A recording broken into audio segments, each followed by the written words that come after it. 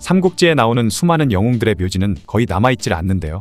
아직 진위 여부가 밝혀지지 않고 현재까지도 많은 논란이 있지만 유비나 조조급 정도는 돼야지 그나마 묘지가 남아있긴 합니다. 어떤 매체에서 한중일 세 개의 나라 사람들이 가장 좋아하는 삼국지 인물이 누군지 설문조사를 한 적이 있죠. 결과는 바로 한국은 제갈량, 중국은 관우, 일본은 조운이 뽑혔습니다. 그만큼 조운은 삼국지에서는 엄청나게 유명한 인물인데요. 예전 EBS 세계 테마기행이라는 프로그램에서 조운의 무덤을 찾아갔지만 어느 공터에 초라하게 방치되어 있는 조운의 묘를 찾기도 했었죠. 그곳에 나오는 중국 주민들의 말에 따르면 과거에는 명승지로서 엄청나게 유명했지만 문화대혁명 때 묘비를 때려 부숴버렸고 이후 1996년에서야 다시 만들어 놓았다고 합니다. 조운이 이런 대접을 받고 있을 정도니 다른 삼국지 인물들은 말 다 한 것 같네요. 한편 중국인들이 가장 사랑하는 인물인 관우는 중국인들에게 무와 충, 의리와 재물의 화신으로 여겨지고 있으며 지금은 완전 신으로서 숭상을 받고 있죠. 관우는 현재 총 3개의 무덤이 있는데요. 관우는 220년 손권에게 붙잡힌 뒤 목이 베어져 그의 머리만 조조에게 보내졌다고 정사에도 기록되어 있습니다. 그리고 조조는 그의 머리를 보고 적의 무장이었지만 정성스레 나무로 몸을 만든 뒤 제후의 예로서 장례를 치러주었죠. 그렇게 낙양의 관우의 머리가 묻혀져 있는 무덤은 지금도 관우의 숲이라고 해서 관림이라고 부르고 있습니다. 심지어 중국에서 관우는 공자와 같은 위치로 여겨지고 있는데 문으로는 공자, 무로는 관우라며 공자의 묘역을 공림, 관우의 묘역을 관림이라고 부른 것이죠. 그만큼 중국인들에게 관우는 성인을 넘어 신급으로 여겨지고 있습니다. 그리고 관우의 두 번째 무덤은 바로 현재 호북성 당양에 있는데요. 그 이유는 바로 관우의 머리가 조조에게 보내졌고 관우의 몸은 그가 참수가 당했던 오나라에 있었는데 오나라에서 따로 관우의 장례를 치러준 뒤 무덤을 만들어줬던 것이죠. 그리고 이곳 당양에 있는 관우의 무덤을 관릉이라고 부르고 있습니다. 그런데 이상한 점은 릉은 왕이나 황제의 무덤에만 쓸 수 있는 명칭이라는 것이죠. 관우는 유비의 수하로 왕은커녕 장군이었는데 그의 무덤을 릉이라고 칭하는 이유는 따로 있습니다.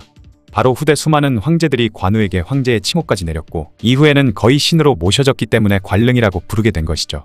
그런데 재미있는 점은 현재 관릉에 관우의 몸이 진짜 묻혀있는지는 확인이 불가능하다고 합니다.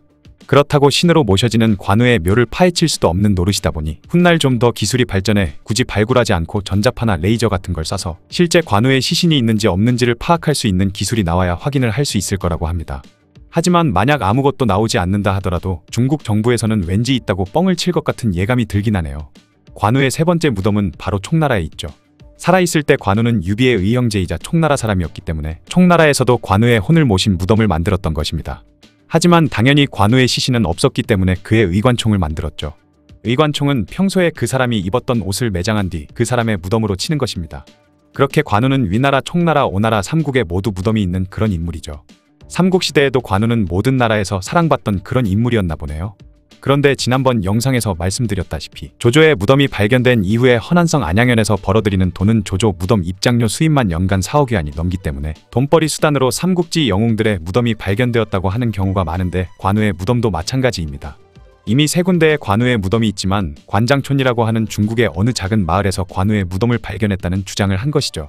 이곳에는 관시성을 가진 사람들이 많았는데 이들은 아무런 근거도 없이 그냥 관우의 무덤이 있다고 주장만 하고 있다고 합니다. 다음은 한국에서 가장 사랑하는 인물인 제갈량의 무덤에 대한 이야기인데요. 제갈량은 자신의 무덤에 대해 누구에게도 알리지 말라고 한 인물입니다. 북벌중 오장원에서 생을 마감한 제갈량은 죽기 전 유언으로 자신이 죽으면 그냥 평상복을 입히고 관 하나 들어갈 정도로 땅을 판 뒤에 그곳에 묻어달라고 했다고 하죠. 또한 부장품을 넣지 말고 소박하게 치러달라고 당부했습니다. 심지어 제갈량의 유언에 대해 굉장히 흥미로운 이야기도 이어져 내려오고 있는데요. 제갈량은 자신의 관을 4명의 남자가 들고 끈이 하나라도 끊어지는 곳까지 계속해서 걸어가다가 끈이 끊어지면 그곳에 땅을 파고 자신을 묻어달라는 유언을 했다는 이야기도 있었습니다. 그만큼 자신의 무덤이 어디인지 숨기고 싶었던 것 같죠. 그래서 현재 제갈량의 무덤이라고 알려져 있는 무우묘에는 제갈량의 시신이 없고 제갈량의 유언대로 그는 정군산 어딘가에 묻혀 있을 것이다 라고 말하는 사람도 있습니다. 심지어 정군산 전체가 사실 제갈량의 무덤이다 라고 말하는 사람이 있기도 하죠. 어쨌든 현재 제갈량의 무덤이라고 알려져 있는 무우묘에는 54세에 죽은 제갈량을 기려 주위로 50네그루의 측백나무를 심었는데 오랜 세월을 견디지 못하고 32그루가 죽고 22그루만 살아남았다고 하는데요. 중국인들에게 이 측백나무는 거의 국보급 대우를 받고 있다고 하죠. 유비의 무덤이 있는 곳도 이름이 사실 무우사입니다. 제갈량의 사당인 무우사는 전국 각지에 수천 개가 넘게 있다고 하죠. 그중 성도에 있는 무우사는 총나라 황제였던 유선이 조서를 내려 만든 사당으로 천하제일 무우사라고 불리기도 한다고 합니다. 장비의 무덤도 2개인데요. 장비는 관우가 죽고 나서 유비가 오나라를 공격할 때 자신이 있던 낭중에서 출발해 강주에서 유비와 만나기로 되어 있었죠. 하지만 그는 부하장수이던 범강과 장달에게 죽임당해 버렸는데 그들은 장비의 머리를 가지고 오나라에 망명을 하려다가 실패하고 이후 쓸모없어진 장비의 머리를 충칭윈양이라는 곳에서 버려버렸다는 이야기가 있습니다. 전설에 따르면 이후 파촉 사람들이 버려진 장비의 머리를 거두어 페이펑산이라는 곳에 묻어줬는데 장비는 자신의 머리를 묻어준 사람들을 위해 윈양 지역에 흐르는 양쯔강의 바람을 3번 크게 일으켜 배들이 순항할 수 있도록 도와주고 있다고 하죠. 그리고 이후 사람들은 충칭윈양현의 장비의 사당을 만들어 주었다고 합니다. 하지만 여전히 장비의 머리는 어디에 묻혀 있는지 현재까지 알지 못한다고 하죠. 그리고 나머지 장비의 몸은 낭중환우사 내 장비묘에 묻혀 있습니다. 그리고 낙봉파에서 유비의 말을 타고 가다가 장임의 부대에 화살을 맞고 죽었다는 방통은 사실 낙봉파가 아닌 낙성을 공략하다가 화살을 맞아 죽었고, 심지어 방통은 214년, 장임은 213년에 죽어서 장임은 방통을 죽일 수도 없는 상황이었습니다. 그런데 재미있는 점은 현재 사천성에 낙봉파라는 관광지가 있는데 근처에 방통의 무덤이 있다고 하죠. 하지만 이 무덤엔 방통의 시신은 없고 방통이 낙성 전투에서 전사할 때 입었던 옷을 묻어놓은 의관총이라고 합니다. 그리고 방통이 화살을 맞고 죽었을 때 입었던 피가 묻은 옷이 묻혀있다 보니 이 무덤을 혈묘라고 부르기도 한다고 하죠. 마지막으로 송권의 무덤에 대해 잠깐 이야기하자면 송권은 죽은 뒤에 남경의 장산에 묻혔다고 합니다. 그리고 훗날 명나라를 세운 주원장이 이 장산에 자신의 무덤인 효릉을 만들었는데 이때 그의 신하들이 송권의 무덤을 이장하자고 건의했다고 하죠. 그러자 주원장은 송권은 영웅오한이니 그대로 두라, 그를 남겨두어 문을 지키게 하라 라는 명을 내렸다고 합니다. 그러다 보니 손권과 주원장의 무덤은 같은 곳에 있는데 심지어 풍수지리가 너무 좋은 곳인지 이곳에는 중화민국의 대총통이자 혁명가였던 순원의 무덤도 이곳에 있다고 하죠. 그런데 어찌된 일인지 현재는 비석만 남아있는데 손권의 무덤 위치도 유실되었는지 그곳에는 손권묘유지라고 적혀 있습니다.